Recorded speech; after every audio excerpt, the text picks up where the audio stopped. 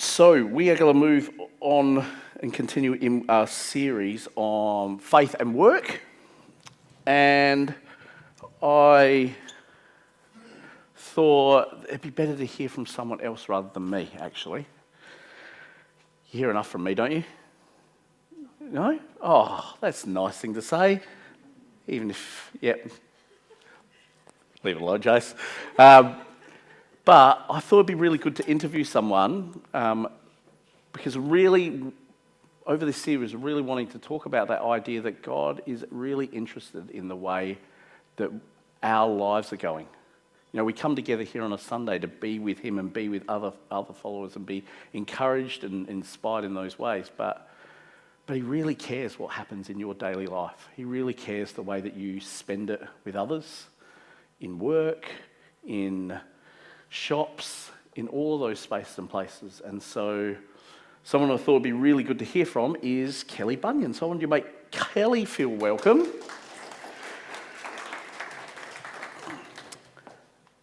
Now, before I ask you these questions, Kelly, Yes. I realised I wanted to say, me and Kelly have known each other for a good while. How long would it actually be? 25 years. Yes, a good while. And we both realised that we both didn't grow up in the church and became followers of Jesus at 19 through friends. Clovie. Yeah. So I feel like I have affinity for you and how you've chosen to live life, and I really respect who you are and what you do. So I get you. Thanks, Jason. I'm glad for these guys to get to know a little bit more about you. So tell us a little bit more about you and your family. Thank you. First things first, please excuse my voice. I'm coming off of laryngitis and feeling much better, but my voice has not agreed with me yet, so it's coming back. I'm 45 years old. I'm married to a lovely man called Phil Bunyan. We've got 2 teenage children now. My youngest just turned 13 last week, so that's the first time I've said that. No kids in the house. It's teenagers now. Just kick them out. No. Yeah. Keep them. But they can be teenagers in the house. Yeah. And yeah, I'm really blessed. So we've journeyed together, as Jason said. I became a Christian at 19 at Clovie through friends who invited me there. Radical life transformation, Damascus Road type experience. Life has never been the same since, and so to kind of look back now as I got invited to a midlife retreat the other week, so I guess I have to find my midlife, has been a real blessing. So to journey with Jesus in that new and different way has been really special, and I've had a few careers over the journey and have been, it's been a regular joy, blessing, saving to have Jesus as part of that work-life journey as well. So this question I quite often ask lots of people is, what do you do with your days? Such a good question. I feel like I have the best paid job in the world. So I'm a principal of a high school in Davern Park, not too far away from here. Actually drove from my house to school, took the wrong turn off. Oh, you just start going to school? Yeah. To get back on the freeway and come here. So yes, it's a school in Davern Park for people ages 17 to 24 to come back and re-engage with school. So that's what I've been doing for the last 4 years. So obviously I'm a teacher and have taught in schools over a number of years. English, legal studies, philosophy, and all the things that you have to talk a lot and makes you think about who you are and why you do it. I'm going to ask a couple more questions into that space. That's a really interesting space, and you must feel at times really rewarded and not so much that way. Yeah, those unique, what am I going to ask? What am I trying to ask? It's a unique space. Do you, do you feel that roller coaster a little bit? A little bit. It can feel like that. That's when I do feel like that. It's normally when I feel like I'm out of touch with why I'm doing it. I'm a big believer in knowing the why. That's the bit that holds you stable. The what can make you feel very roller coastery.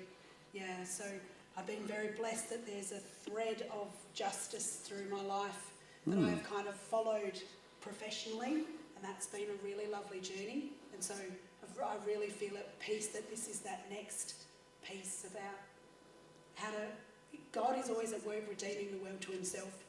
I'm just along for the ride. So this is the latest expression of that for me. Yeah, that's awesome. So with that in mind, what is something you'd... Oh, what was the question I was going to ask? Sorry. What is something you love about your work specifically? I love working with young people. They are fun and funny and rude and irreverent and full of energy and make fun of me for being cringe and all the other words that I don't really understand. And there's something very real and honest and vulnerable in working with young people, and it's a real privilege. I love their energy. Yeah. I think you might have answered this question, but I'm really interested in answering. How do you incorporate faith into your workplace? I think that redeeming word probably is a big word with that. It is, and it's a really deep part of what I do. And I think it's the 1,000 little things. Worship this morning was such a blessing. Thank you so much, team. That was just beautiful. And the idea, every single word that we sang this morning is the way that we can live our lives. I think also not having been brought up as a Christian, and so kind of learning everything fresh, means that I'm very reminded daily of how much I need Jesus. You know, I was saved, saved a wretch like me, to know that then this is that blessing. So every day in those 1,000 little ways that you can show love, that you can show grace, that you can show mercy in the same way that it's been shown to me is the really important piece. It's not about striving. I don't have to show up different at work tomorrow because I'm a Christian and I've got things to prove. I can take who I am and be in that space. Yeah, it's good. I really like that. Do you, with that in mind, knowing that you're being yourself in some ways and what God's calling you to be, and He's doing that work of redeeming, do you see a place for preparing or reviewing what's happened in your work day? Yeah, I love that.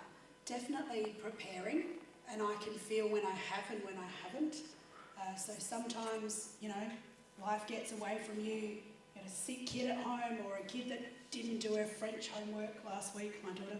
And there's crisis, or there's this, or you got to get kids somewhere after school, and you forgot about dinner and whatever. And so you can kind of just accidentally roll into life. You can just roll through life. And if you're not careful, work gets swept up in that. That's been my experience. And so before you know it, you're kind of, in the middle of these things that you haven't prepared for, that you haven't thought about, that you're just kind of winging.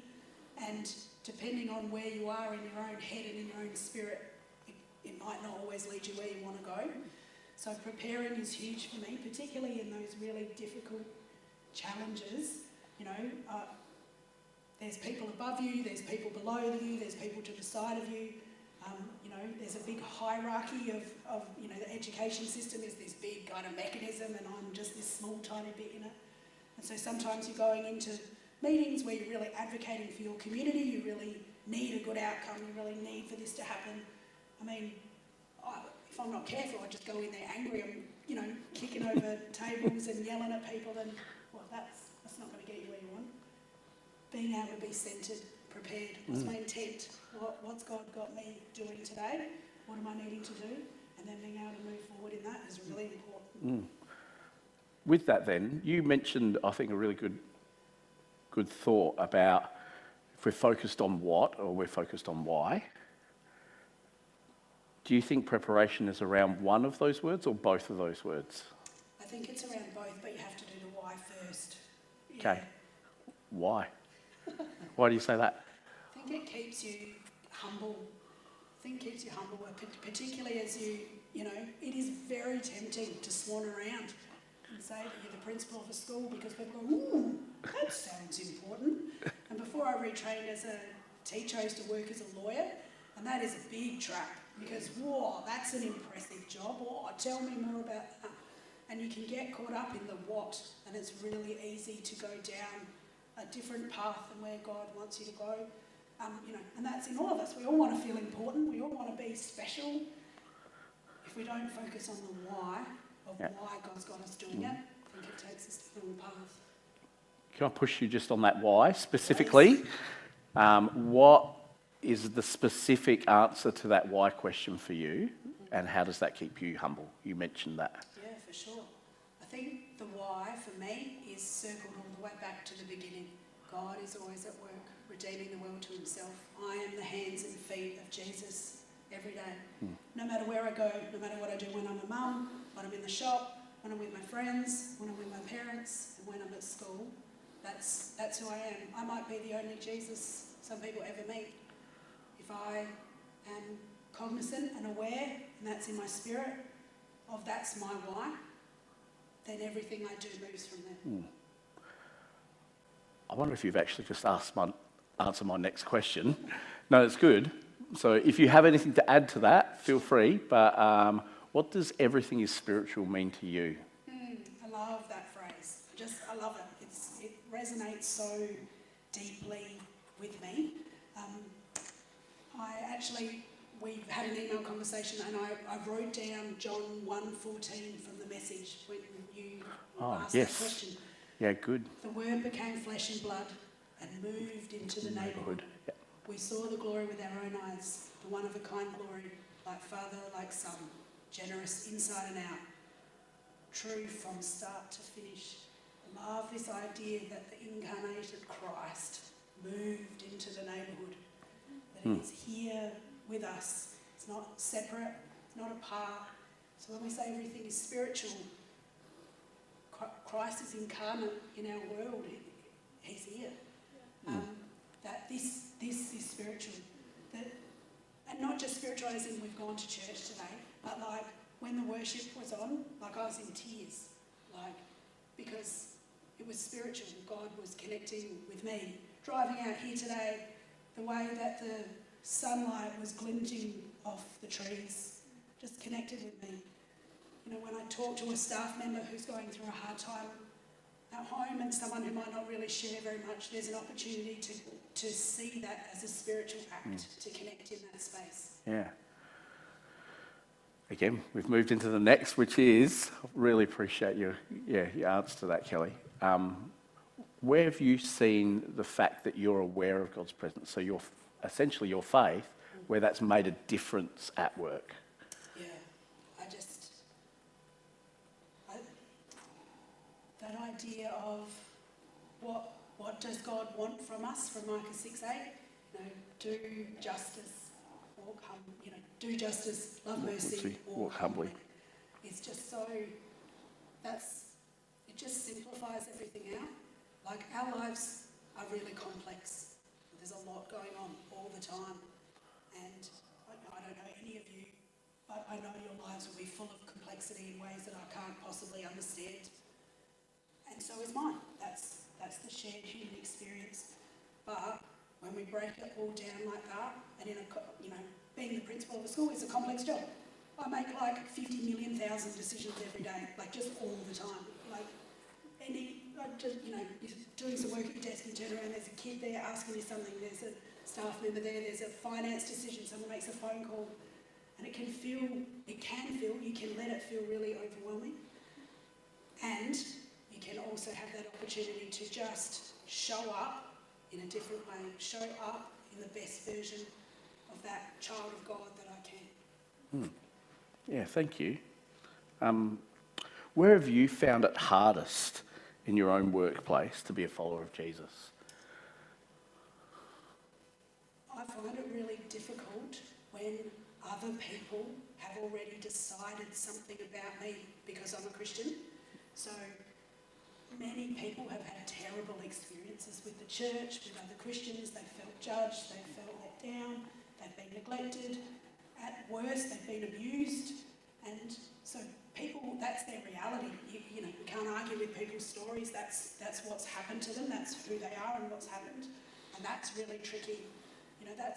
That's a real space where you just have to be really aware of that and be really honouring with that experience for them. And then be the best example of who you can be, of who you know Jesus wants you to be. So there's a power in journeying with people, with remaining open with them, and I think for honouring people's experiences, but that is a really tricky one. Yeah, absolutely. I think most people would probably have had that experience, that it feels like you're not going into a conversation at zero. Yes. Yeah? Yeah, Like, you're at -30. Yeah. I think there's an added complexity with your specific role, and I think for other people that might be in that place, there's probably not much of a bigger boss, no one above you as such. What's the challenge of being a follower of Jesus and being a boss? Yeah, it's tricky, particularly in those kind of, I guess, when you have to tell somebody something they don't want to hear, do you know, or you need to make a decision that isn't the one that is most favourable for you. So it can be really tricky, and it is about being, one of my big values is authenticity. I try and say to people like, you don't have to worry about what I'm thinking. I'll come and tell you. Don't waste energy thinking what's going on. Like, we can just have those conversations. So it is really difficult sometimes when the kindest decision is something that doesn't always feel nice to that person. For me, that's where consistency is really important. I try and show up the same every day. I don't want anybody wasting any energy thinking, is she going to be in a bad mood today? You will get me every day. If something's not good or if something's a worry, I'll bring that, to you so that we can have that discussion together. So that I have found that helps smooth the road a little.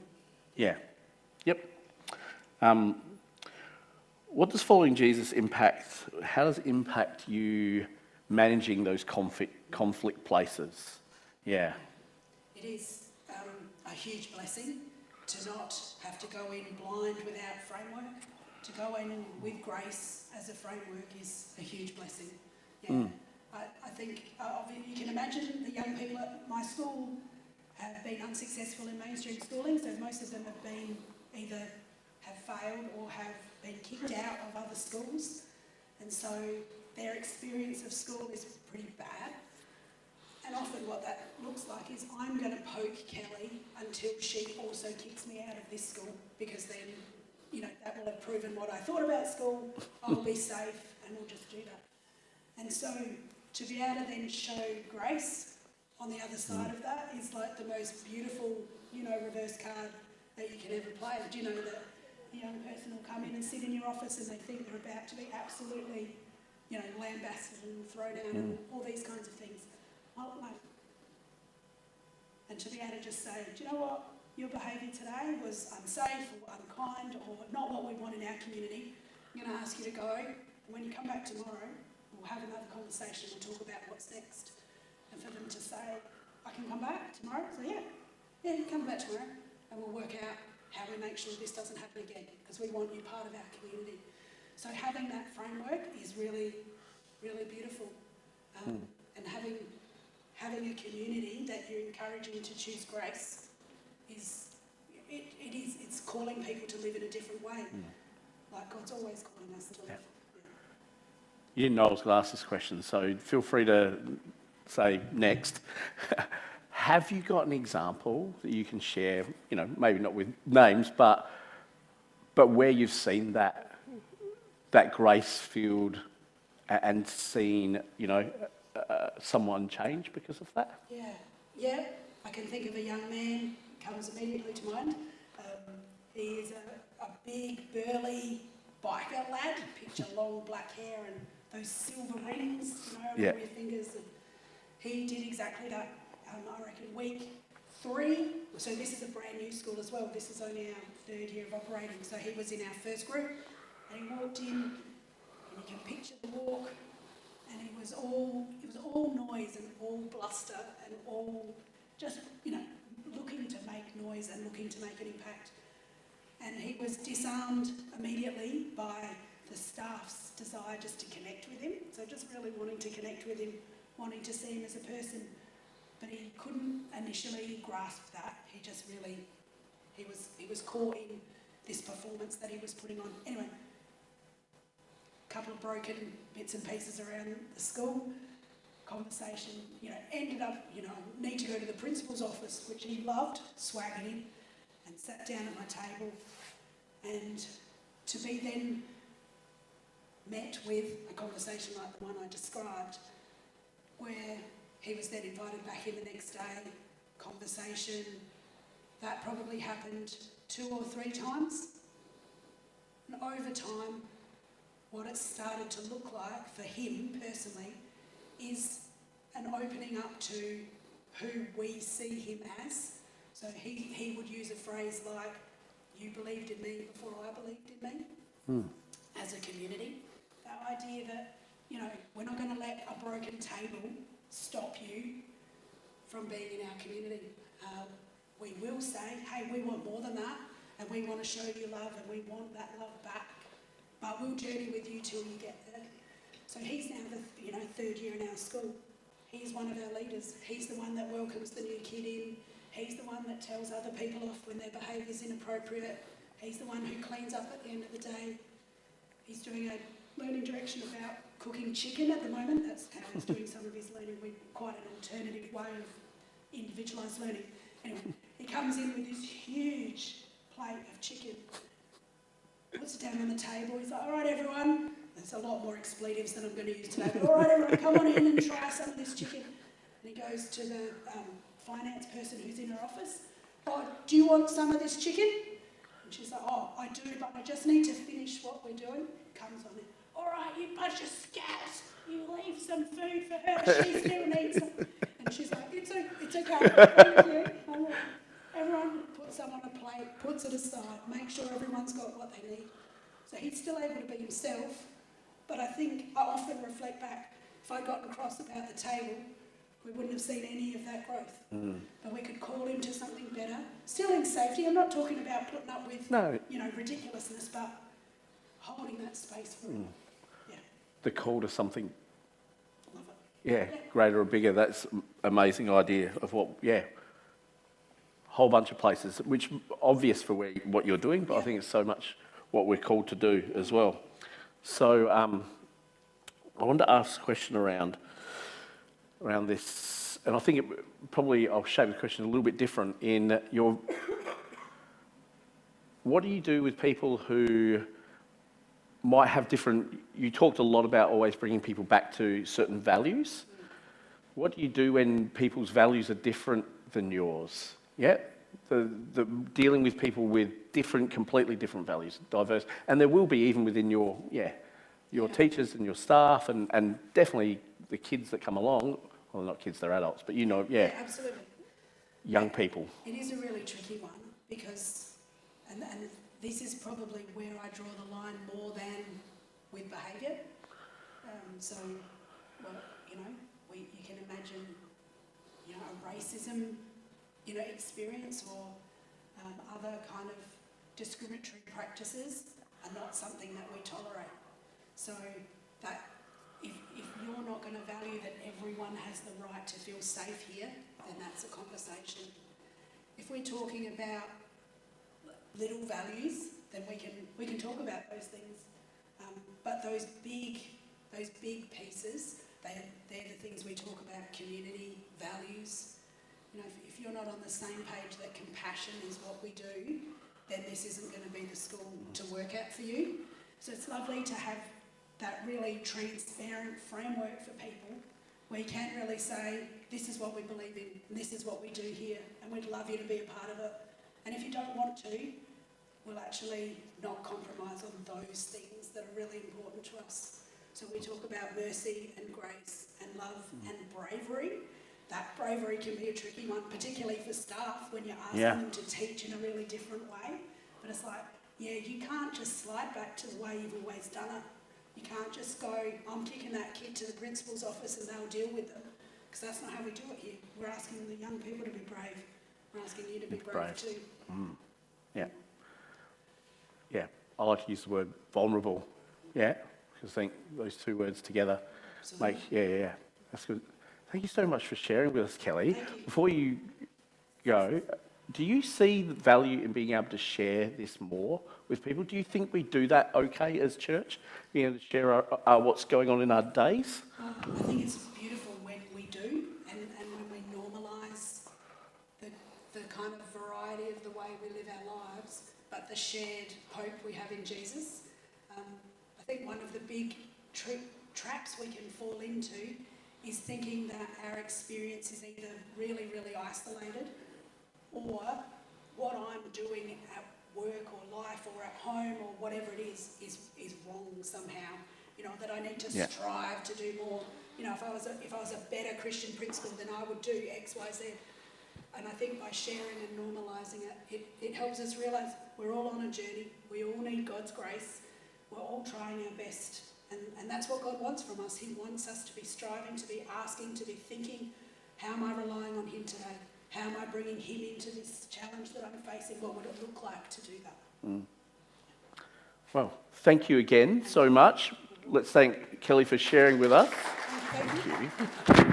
Thank you. Oh, wonderful. I'll take that. Yeah. And before I move next time, before I do that, I just wanted to finish with just that idea that I think it's one of these spaces that we find hard, but I also think it's exactly where God wants us to be, is actually to be sharing with one another what's really going on in our lives. Because he cares, and we should care for one another. We sometimes get in these spaces where we come together, we worship God, but we don't want to talk about that because we get that it's messy. Like Kelly said, like we think we've got that a little bit wrong, or we know that we don't want to follow God sometimes in certain parts. I know I do that in myself. I know my family would tell you and would know, especially my kids, would know that I have to work hard not to react with frustration. Yeah? Biggest mistake I always make and feel justified in my head because of the way other people act. I'm allowed to be frustrated. Yeah? Anyone know what I'm talking about? No, of course not. Because you've got this figured out. You don't need to talk to anyone about it. But the other things I want to talk to you about, because I know I need God in those spaces. I need him to do that. And he's at work. Like Kelly said, believe that. He is at work wanting to redeem the world. And I'm a part of that. He wants to redeem me in those spaces. I want to be a people who share that. We share where we want prayer, you know, like Paul's beside us, or Nicole dealing with cancer, or things that do matter. Don't get me wrong, but I think we're scared to share what really it's like. Yeah, what it's like to have to be workers on work sites with all sorts going on and having to make quick decisions sometimes and dealing with people who are not interested in any way interacting with you on a positive way. Yeah, all of us have our complexities, the other things that God cares about, right in amongst that. Let's be a people who talk about those things. Let's be real, because nothing can separate us from the love of God. Yeah?